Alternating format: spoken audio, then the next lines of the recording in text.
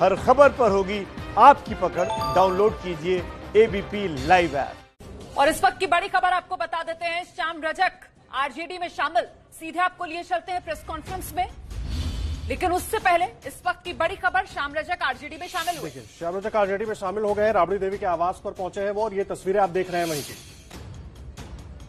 ये सारी बात है और इस लेकर के मैंने इस्तीफा की बात कही। और मंत्रालय हमारे लिए कोई सुख सुविधा नहीं है। हम तो कई बार मंत्री रहे। आदरणीय लालू यादव जी ने, श्रीमती राबड़ी देवी जी ने हमको मंत्री बनाया, लेकिन मेरा चेहरा आप लोग खुद मूल्यांकन करते होंगे।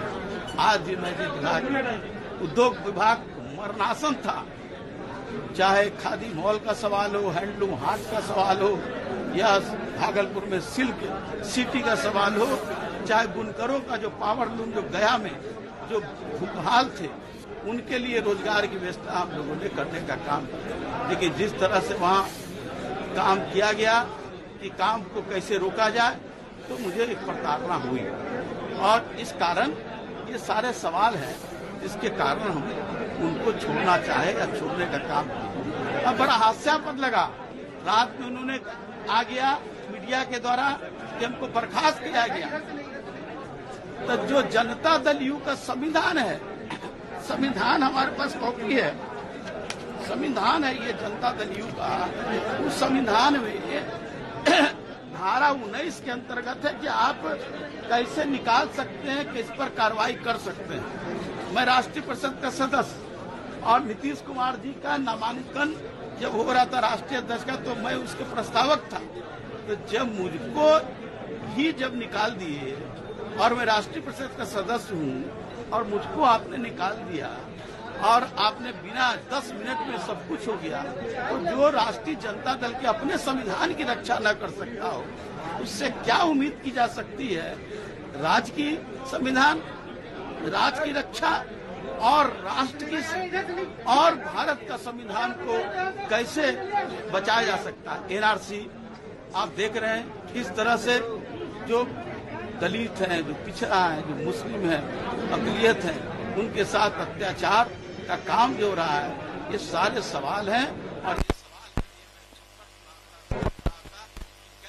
देखिए, श्याम रजक को सुन रहे हैं आप। राबड़ी देवी के आवास पर पहुंचे हैं, प्रेस कॉन्फ्रेंस हो रही है और तमाम चीजों की जानकारी दे रहे हैं। हालांकि जैसे ही उन्होंने आरजेडी ज्वाइन की है, उनकी भाषा भी बदल गई है। अब जेडीयू में उनको अपराध भी नजर आने लगा है, और जो जेडीयू का संविधान था वो उसका पालन नहीं हो रहा है, इस पर भी सवाल उठा रहे हैं। उनके साथ वहां पर ठीक नहीं हो रहा था, सामाजिक न्याय की बात कर रहे हैं। तमाम बातें श्याम रजक कह रहे हैं, और तस्वीरें आप देख रहे हैं। 11 साल के बाद आरजेडी में लौटे हैं श्याम रजक। एक जमाने में लालू के बहुत करीबी माने जाते थे, और अब फिर से वापसी हुई है। हालांकि जब महागठबंधन की सरकार बनी थी, जब आरजेडी और जेडीयू ने मिलकर सरकार बनाई थी, तो श्याम रजक को मंत्री पद नहीं दिया गया था। बिल्कुल, देखिए 2009 में आरजेडी छोड़कर जेडीयू में शामिल हुए थे, लेकिन 11 साल बाद श्याम रजक की आरजेडी में ये वापसी। तेजस्वी यादव को बैठा हुआ देख रहे हैं आप। तेजस्वी यादव ने ही श्याम रजक को पार्टी में शामिल करवाया है, और श्याम रजक का आरजेडी में आना महत्वपूर्ण इसलिए हो जाता है क्योंकि टाइमिंग आपको समझनी होगी। ये चुनावी साल है बिहार के लिए। इसी साल के अंत में बिहार में विधानसभा चुनाव होने हैं, और ऐसे में श्याम रजक मतलब एक बड़ा दलित चेहरा। दलितों को लेकर यूं भी नीतीश कुमार, जेडीयू इस समय दबाव में है। एलजेपी की तरफ से चिराग पासवान भी नीतीश कुमार पर दबाव बना रहे हैं, और ऐसे में एक और दलित चेहरे का निकल जाना जेडीयू से अपने आप में बड़ा झटका है नीतीश के लिए, जेडीयू के लिए। हालांकि फेस सेविंग के लिए पार्टी ने इनको बाहर का रास्ता दिखाया था जी, फेस सेविंग के लिए दिखाया है। और अभी जैसे ही इन्होंने आरजेडी ज्वाइन की है, भाषा भी बदल गई है श्याम रजक की। अब बिफर रहे हैं सरकार के ऊपर, सवाल ये उठा रहे हैं कि नीतीश सरकार में जो अपराध है वो लगातार बढ़ रहा है। अब तमाम बातें हो रही हैं। खैर, राजनीति इस तरह की बातें होती रहती है, लेकिन श्याम रजक की अगर बात कर लें तो बड़ा दलित चेहरा है, और इससे जेडीयू को बड़ा झटका लगने वाला है। और ऐसे वक्त में जब चुनाव बिल्कुल सर पर है, तो ऐसे में कैसे इससे निपटेगी जेडीयू, उसके लिए एक बड़ी रणनीति बनानी होगी, और बहुत सोच समझकर बनानी होगी, क्योंकि फिलहाल इस तरह का कोई बड़ा दलित चेहरा जेडीयू के पास सीधे तौर पर नजर नहीं आ रहा है। जी, और झटका इस वजह से क्योंकि बिहार में करीब 16% दलित वोटर है। उसी दलित वोटर को लुभाने के लिए जो राजनीतिक दल हैं वो दलित चेहरे ढूंढते हैं। एक जमाना ऐसा था जब श्याम रजक और रामकृपाल ये जोड़ी आरजेडी में थी, और इसे राम श्याम की जोड़ी कहा जाता था। उसके बाद जेडीयू में चले गए थे श्याम रजक, और रामकृपाल जो हैं वो बीजेपी में शामिल हो गए थे।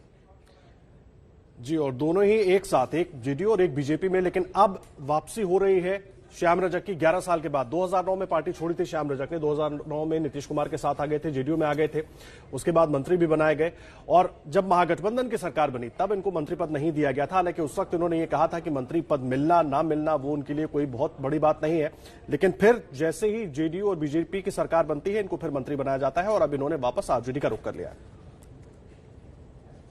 आगे सारे लोग अब बेहाल हैं और तारीफ हैं और सब लोग निराश हैं।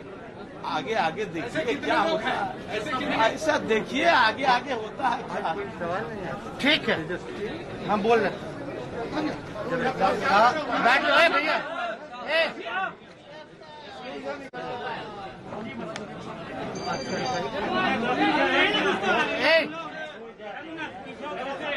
चलिए देखिए, सबसे पहले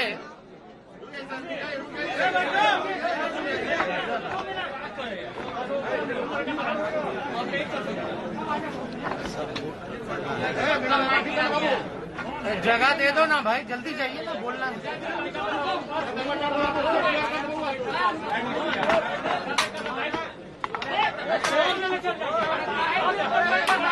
छोटी छोटी छोटी छोटी उठा ले।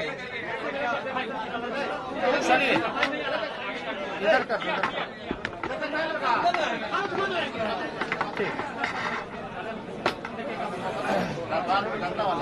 सबसे पहले श्याम रजक जी, आदरणीय श्याम रजक जी का पार्टी में हम लोग स्वागत करते हैं, अभिनंदन करते हैं। आदरणीय श्याम रजक जी अपने पुराने घर में आए, अपने असली घर में आए, इसका हम सब लोगों को खुशी है और लगातार सामाजिक न्याय और धर्मनिरपेक्षता में इनकी विचारधारा रही है। जैसा कि आपको इन्होंने बताया कि क्या क्या कारण था जनता दल यूनाइटेड छोड़ने का, एक बात स्पष्ट है कि जनता दल यूनाइटेड हो या डबल इंजन की जो सरकार हो,